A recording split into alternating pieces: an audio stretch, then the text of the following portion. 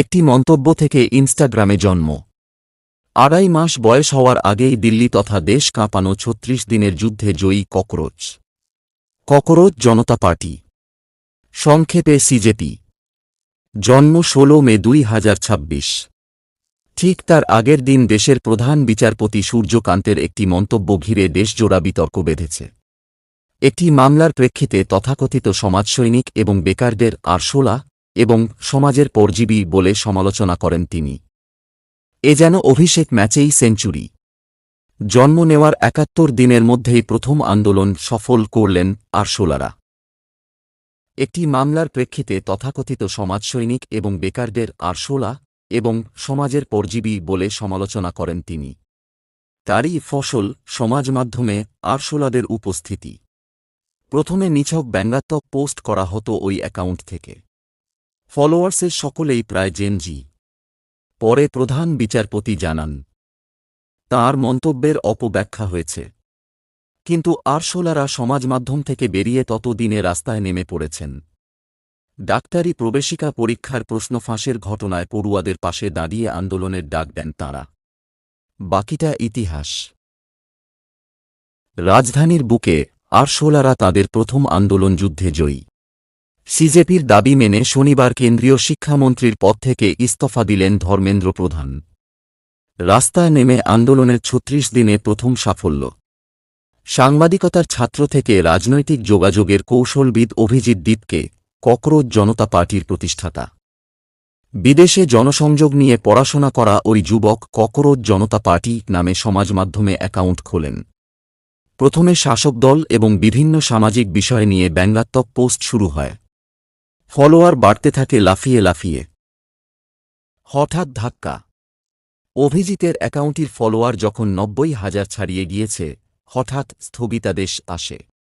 গত ২১ জুন দেশের ইলেকট্রনিক্স এবং তথ্যপ্রযুক্তি মন্ত্রক ২০০০ সালের তথ্যপ্রযুক্তি আইনের ধারা ৬৯ এর অধীনে নিষেধাজ্ঞা আনে ওই অ্যাকাউন্টটির উপর।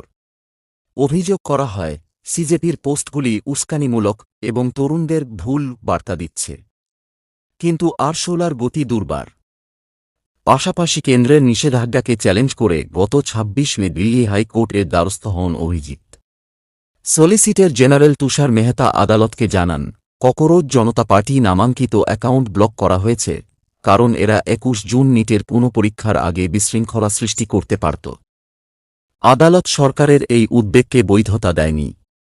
৭ জুলাই অ্যাকাউন্টটি আনব্লক করার আদেশ দেয়। আরশোলাদের আন্দোলন দ্রুত ছড়িয়ে পড়ে।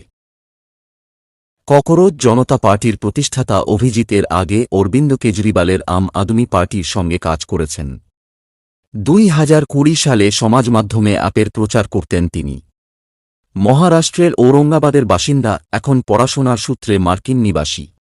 বস্টন বিশ্ববিদ্যালয়ে স্নাতকোত্তর স্তরে পড়াশোনা করছেন।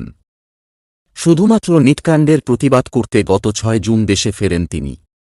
বাড়তে থাকে আরশোলাদের সংগঠন। সমাজ মাধ্যমে নয়, বাস্তবের মাটিতে। প্রথমে যে ৩ জন মুখপাত্রকে যোগদান করানো হয়েছিল, তাদের মধ্যে বিজেতা দাহিয়াকে সরিয়ে দেওয়া হয়। এখন সাংবাদিক সৌরভ দাস, সমাজসৈনিক আশুতোষ রাঙ্কা, আফরিন নওয়াজ, দীপক বলিয়ান, রত্না সিংহ আরশোলাদের প্রথম সারির মুখ। তাঁর ডাকেই আরশোলা উত্থান, ধর্মেন্দ্রের ইস্তফা, গণতন্ত্রের জয়, বলছেন সিজেপি প্রধান দীপকে। দলের আদর্শ কি? কাদের জন্য এই দল? সিজেপির জবাব, তরুণদের দ্বারা এবং তরুণদের জন্য একটি রাজনৈতিক ফ্রন্ট। যারা ধর্মনিরপেক্ষ, সমাজতান্ত্রিক, গণতান্ত্রিক এবং অলস। অভিজিৎ জানিয়েছেন, পরিচিত এবং গড়পড়া রাজনৈতিক দল গড়তে তাঁরা আগ্রহী নন। কোনো প্রতিষ্ঠিত রাজনীতিবিদকে আরশোলাদের মধ্যে অন্তর্ভুক্ত করার কোনো ইচ্ছাও নেই বলে জানিয়ে দেন অভিজিৎ। তবে যন্তর মন্তরে সিজেপির আন্দোলনে বিজেপি বিরোধী রাজনৈতিক নেতাদের ভিড় চোখে পড়েছে। শুধু জেনজিতেই আটকে নেই আরশোলারা। তাঁরা পাশে পাচ্ছেন বিভিন্ন ক্ষেত্রের বিশিষ্টদের। দলটি স্বভাবসিদ্ধ রসিকতা করে ইস্তাহার প্রকাশ করেছে দিন কয়েক আগে। তাতে বলা হয়, এখানে কোনো প্রধান বিচারপতিকে অবসর পরবর্তী পুরস্কার হিসেবে রাজ্যসভার আসন প্রদান করা হবে না। যদি কোনো বৈধ ভোট বাতিল করা হয়, তাহলে প্রধান নির্বাচন কমিশনারকে বেআইনি কার্যকলাপ প্রতিরোধ আইনের অধীনে গ্রেপ্তার করা হবে। কারণ ভোটাধিকার হরণ করা সন্ত্রাসবাদের চেয়ে কম কিছু নয়।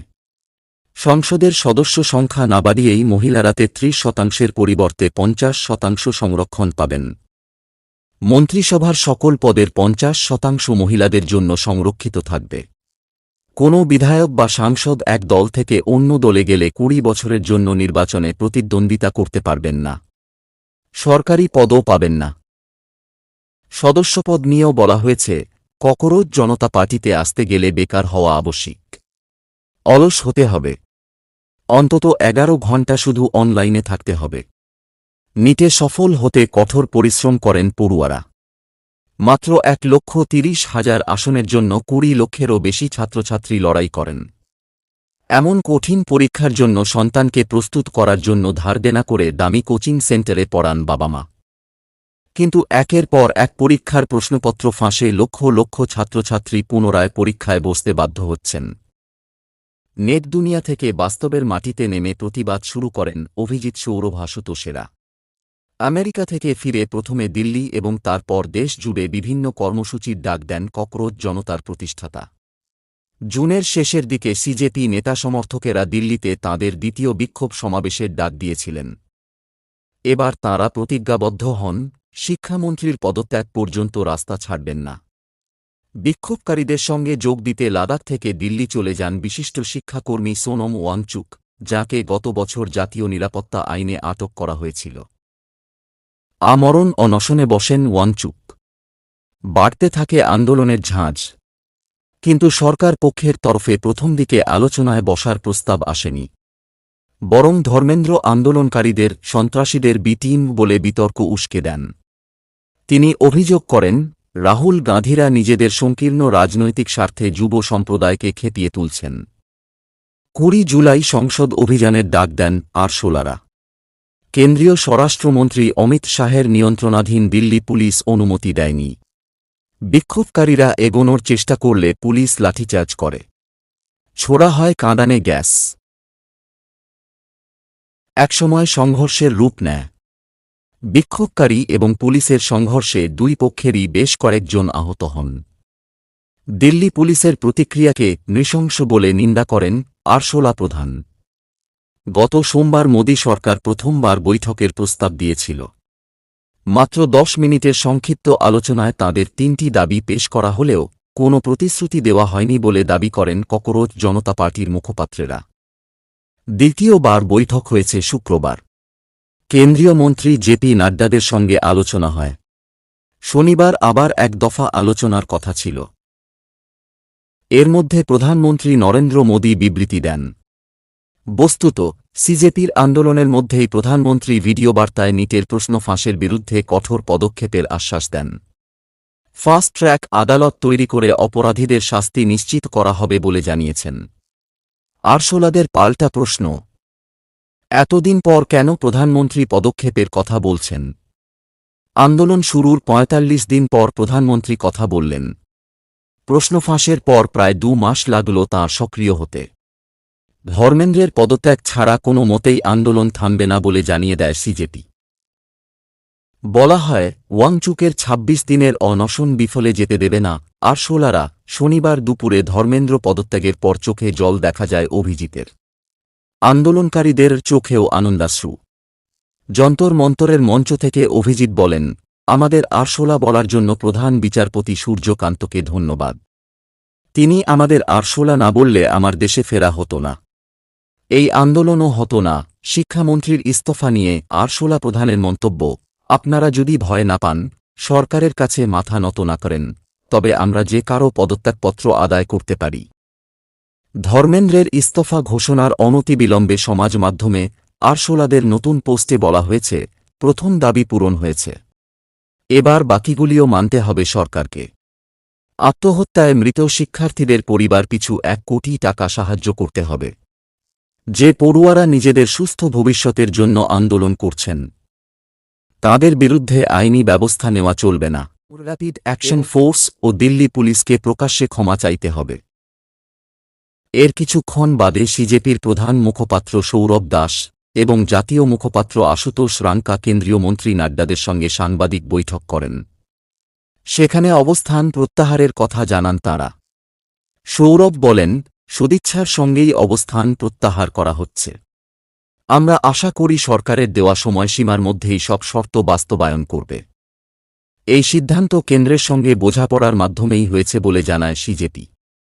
আরশোলাদের অন্যতম দাবি ছিল, কোনো আন্দোলনকারীর বিরুদ্ধে কোনো পদক্ষেপ করা যাবে না। কেন্দ্র সেই দাবি মেনে নিয়েছে বলে জানান সৌরভ। তাঁর কথায়, এই দাবি শুধু দিল্লিতে দায়ের হওয়া মামলার ক্ষেত্রে ছিল না।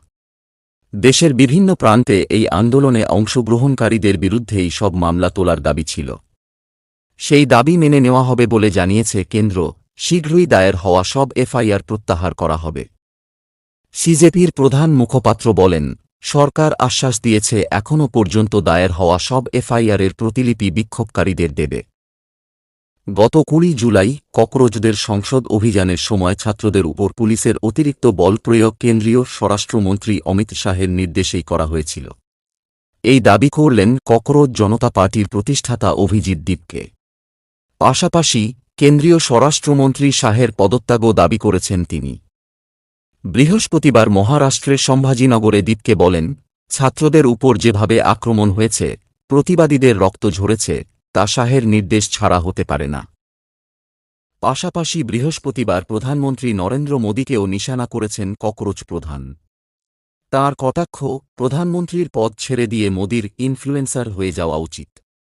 ডাক্তারির প্রবেশিকা পরীক্ষা নিটের প্রশ্ন ফাঁসের প্রতিবাদে দেশ জুড়ে হওয়া আন্দোলনের প্রেক্ষাপটে ছাত্রদের উদ্দেশ্যে সমাজ মাধ্যমে বার্তা দিয়েছিলেন প্রধানমন্ত্রী। সেই প্রসঙ্গে বলতে গিয়েই মোদীকে কটাক্ষ করে ওই মন্তব্য করেন দীপকে।